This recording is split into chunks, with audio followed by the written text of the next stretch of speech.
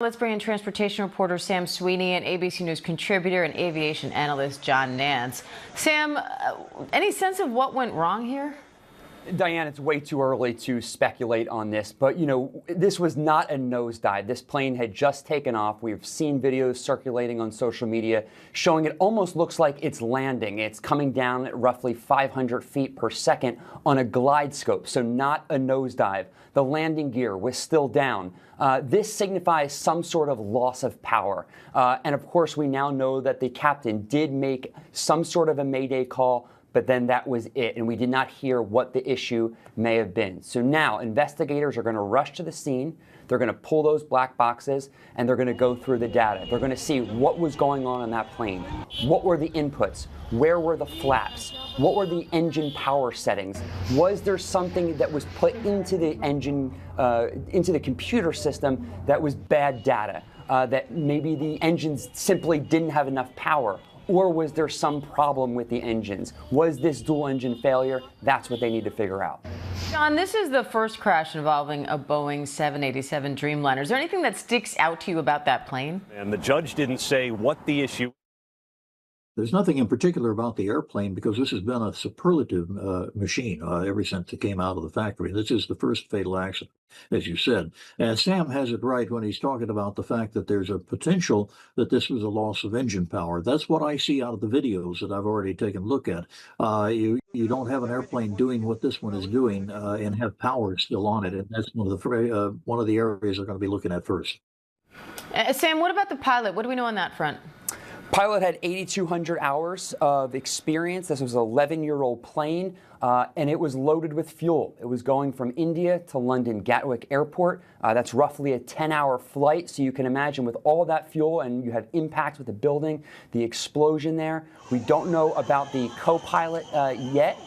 Or any of the passengers on board, what their conditions may be. But this, based on the images alone, is quite serious and would be difficult to survive. John, what are you watching for next year? Basically, you rule nothing in, you rule nothing out at the beginning of this sort of an accident. But there are incredible indications here that we're going to be able to triangulate with a lot of different video. This is a different age than it was 10 or 20 years ago. We have actual video of crashes that can help anybody who's investigating it very, very profoundly. Maggie, what are you listening for in terms of guidance on the emergency response underway right now? Well, right now that emergency response is currently underway. We've heard from local police on the ground that they are dedicating all available resources. We've heard from Air India saying they're supporting in any way that we can. And the fact that now Prime Minister Modi has also been very outspoken, calling this a tragedy for the country, calling it heartbreaking. Can imagine that they're going to dedicate all resources possible. This is one of the largest, if not the largest, plane crashes ever in the history of India. So this is something that's going to really have ripples throughout the entire country and also the aviation industry there, Diane. And Sam, I mean, this happened often when we see plane crashes in a rural area and not a lot of people on the ground. I mean, this is a busy area of the city. Walk me through what that does in terms of the investigation and potential damage here. Well, it's certainly bringing up concerns right now because you see all those people around the crash site. Some of them are not first responders or part of the military, and they're sifting through that rubble, throwing pieces of the plane. When you have a situation like this, you want to leave everything as is as much as you can unless you are trying to rescue someone who has survived this crash. You want the investigators to be able to piece this plane back together to try to figure out what happened. That's called perishable evidence, and they need to get that immediately, and they don't need any interference from the general public. And the way this is going to work, India will lead this investigation, but they will likely bring in foreign investigators. And under international aviation law, companies like Boeing, they are going to be a party to this investigation because they are the manufacturer. GE Aerospace, they make the engines. They will be a party to this investigation. And it's almost certain that the National Transportation Safety Board here in the United States will also be brought into this investigation. And it's certainly possible that the so-called black boxes, the cockpit voice recorder and the cockpit data recorder, will be brought to the United States for a readout. John, we were just looking at that photo of what looks like the tail of the plane sticking out of the building. I mean, some of the wreckage here, it's hard to even believe when you look at the images coming out right now. What's your reaction to that? Well, my reaction to that is that it indicates that the airplane came in at a kind of a flat angle, and that is what we see on the videotapes as well.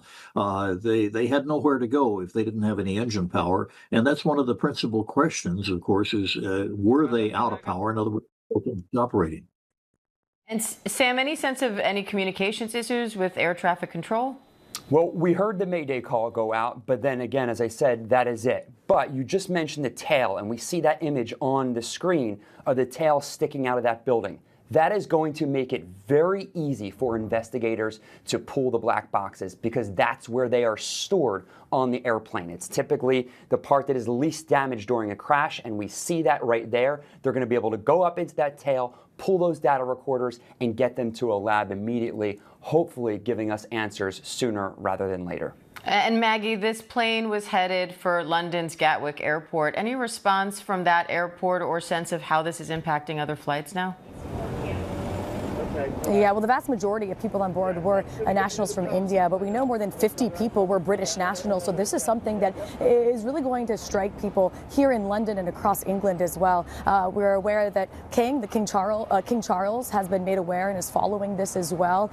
We also know that this is a route that's a direct flight between London, Gatwick, and Ahmedabad. So it's something that is often traveled. So you can imagine that this is something that's very close and personal to many people here in London as well as in India. And it'll be interesting to see if that route stays open. The airport in Ahmedabad has reopened. Right now, it's unclear what that means for flights coming from London, Diane. All right, Maggie Rulli, Sam Sweeney, John Nance, thank you.